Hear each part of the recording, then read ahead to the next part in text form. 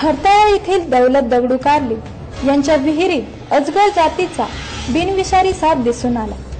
त्यांनी त्वरित सर्पमित्र शेखर पाटील यांना भ्रमणध्वनी संपर्क साधून त्यांना सांगितले। क्रेनच्या सहाय्याने विहिरीत उतरून सापाला बाहेर काढण्यात आले। यावेळी तेथील गावातील व्यक्ती श्रीराम चौधरी हेही सर्पमित्रासोबत खाली विहिरीत उतरले होते। त्या सापाचे वजन 13.598 व लांबी 9 फूट इतकी होती। RFO वराडे साहेब यांच्या मार्गदर्शनाखाली त्या सापाला जंगलात सोडण्यात आले। न्यूज सुपर 1 साठी रवी गोरे, भुसावळ।